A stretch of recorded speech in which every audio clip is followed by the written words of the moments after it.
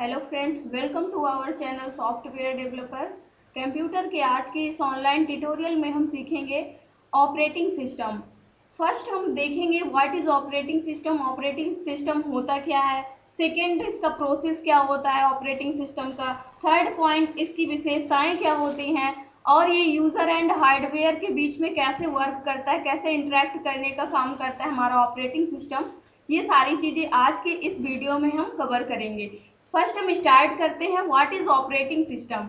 Operating system is a collection of set of programs और software. जो हमारा operating system होता है ये प्रोग्राम्स या फिर सॉफ्टवेयर का एक पूरा सेट होता है, एक पूरा कलेक्शन होता है which manages all the resources of the computer system. जो कंप्यूटर सिस्टम के सभी रिसोर्सेस को मैनेज करने का काम करता है हमारा operating system. Operating system is a collection of set of programs software which manage all the resources of the computer system। जो हमारा ऑपरेटिंग सिस्टम होता है वो एक सॉफ्टवेयर या फिर प्रोग्राम का क्या होता है, एक सेट ऑफ प्रोग्राम या सेट ऑफ सॉफ्टवेयर का कलेक्शन होता है जो कि कंप्यूटर सिस्टम पे जितने भी वर्क होते रहते हैं, जो भी टास्क परफॉर्म किए जाते रहते हैं उस पूरे टास्क को मैनेज करने का काम हमारा ऑपरेटिंग सिस्टम करता है।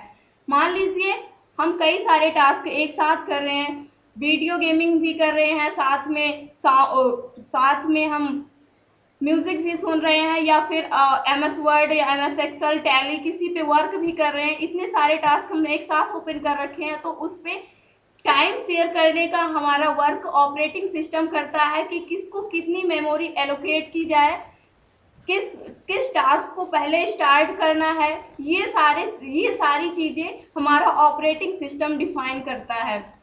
नोट हम देखते हैं, operating system is an intermediator between the user and hardware. जो हमारा ऑपरेटिंग सिस्टम होता है ये एक इंटरमीडिएटर होता है हार्डवेयर एंड यूजर के बीच में। जैसे कि एक बंदा है जिसे इंग्लिश आती है और सेकंड है जिसे हिंदी आती है, बट दोनों ऐसे हैं कि जिसे इंग्लिश आती है उसे हिंदी नहीं आती और जिसे हिंदी आती है उसे इंग्लिश नहीं आती। तो उसके लिए एक ट्रांसलेटर की आवश्यकता होती है। जैसे मान लीजिए हमें हिंदी आ रही है, उसकी इंग्लिश नहीं आ रही है, तो हम उसे क्या करते हैं, गूगल पे जाके एक ट्रांसलेटर से उसे ट्रांसलेट करके उसकी इंग्लिश को क्या कर लेते हैं, सर्च कर लेते हैं। वैसे ही सेम जिसे हिंदी आती है उसे इंग्लिश नहीं आती, इसलिए हम क्या कहते हैं, एक ट्रांसलेटर होता है। एक बंदा होगा जिसे इंग्लिश एंड हिंदी दोनों लैंग्वेज का ज्ञान होगा, वो क्या करेगा, वो ट्रांसलेट करके दोनों बंदों में कम्युनिकेशन स्थापित करेगा। वैसे ही सेम ऑपरेटिंग सिस्टम हमारा मशीन और यूजर के बीच वर्क करता है। जो हमारी मशीन होती है वो लो लेवल लैंग्वेज को समझती है और जो यूजर होता है वो हाई लेवल लैंग्वेज को समझता है। जो हमारी ऑपरेटिंग सिस्टम होता है ये low level language and high level language दोनों लैंग्वेजेस को ये समझ सकता है आसानी से। इसलिए जो यूजर होता है वो मशीन से इंटरेक्ट करने के लिए, जो हमारा यूजर होता है वो डायरेक्टली मशीन से इंटरेक्ट नहीं कर सकता है, इसलिए ऑपरेटिंग सिस्टम की आवश्यकता पड़ती है। पहले जो होते थे हमारे कंप्यूटर उसमें ऑपरेटिंग सिस्टम जब नहीं हुआ करते थे तो हमें 0101 की कोडिंग को याद रखना इम्पॉसिबल होता था, यानी कि जो याद भी रखने में हम बहुत बड़ी कोडिंग को याद नहीं रख सकते थे। इसलिए ऑपरेटिंग सिस्टम को लाया गया जिससे काम जो हुआ हमारा वो और आसान हो गया।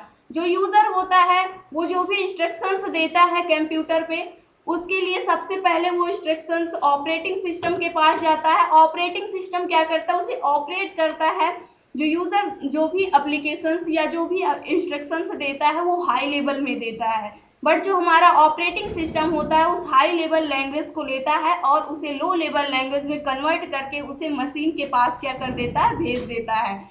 तो मशीन लेवल लैंग्वेज क्या करती है, उसका रिजल्ट फाइंड आउट करने के बाद वो फिर से ऑपरेटिंग सिस्टम के पास भेजती है। जो ऑपरेटिंग सिस्टम होता है वो फिर से मशीन लेवल लैंग्वेज को हाई लेवल लैंग्वेज में कन्वर्ट करता है। फिर उसके बाद ऑपरेटिंग सिस्टम हमारा जब विंडो पे वो डिस्प्ले शो करता है तो वो फिर से हाई लेवल लैंग्वेज को लो लेवल लैंग्वेज को हाई लेवल लैंग्वेज में कन्वर्ट करके वो यूजर को डिस्प्ले शो करता है, यानी कि उसका रिजल्ट फाइंड आउट करके देता है।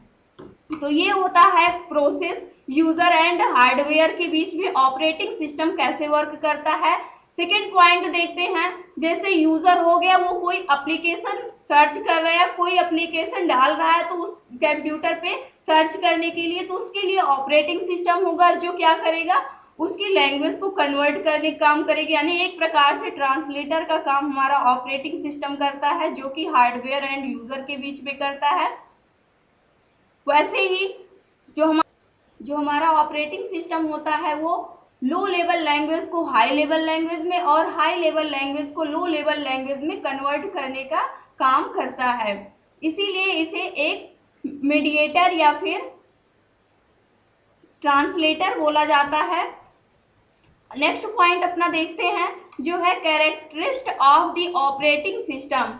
फर्स्ट होता है शेड्यूलिंग।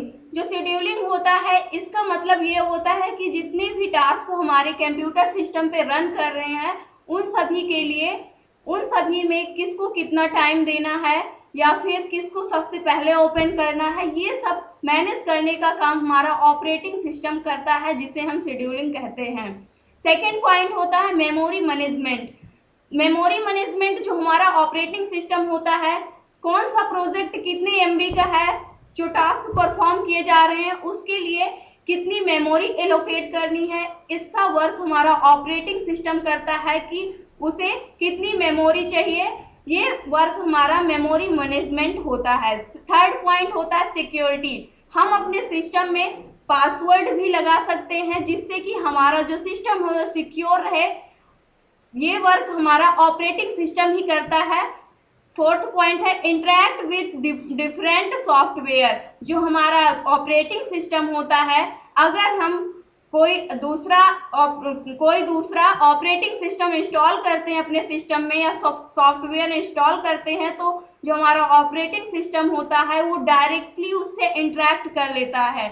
यानी कि उसे टाइम नहीं लगता है इंटरेक्ट करने में, वो बहुत जल्दी उससे क्या करता है, इंटरेक्ट कर लेता है उस सिस्टम के साथ।